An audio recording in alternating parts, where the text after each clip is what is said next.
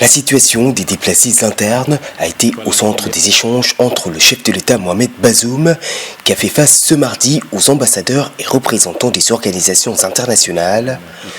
Une rencontre tenue en prélude au déplacement prochain du président nigérien dans la région de Difa au sud-est du pays, une localité fortement touchée par les exactions de groupes terroristes depuis 2015 et qui compte aujourd'hui près de 300 000 déplacés. C'est donc une situation tout à fait précaire pour les populations qui sont en proie à de grandes vulnérabilités et qui aura duré, vous le voyez, 6 ans. Pour les autorités nigériennes, l'heure serait désormais au retour de ces populations dans leurs villages respectifs après plusieurs années d'exil. Des déplacés jusque-là pris en charge grâce à l'appui des organisations humanitaires présentes dans la région. Des partenaires conscients des difficiles conditions de vie et déterminés à accompagner un retour des populations déplacées.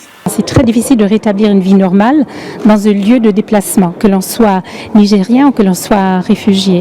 Donc il est tout à fait entendu que la recherche active de solutions durables, en passant par le retour des personnes déplacées et des réfugiés, est tout à fait en lien avec ce que nous croyons. Pour le chef de l'État, une première phase aurait d'ores et déjà été lancée pour le retour de 100 000 personnes dans la localité de Baroua.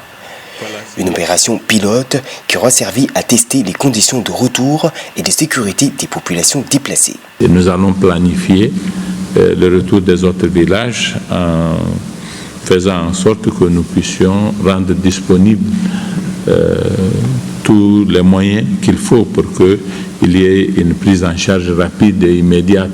A noter qu'à Tillabéri, autre région touchée par les exactions de groupes terroristes, les autorités ont également entamé un retour des populations déplacées.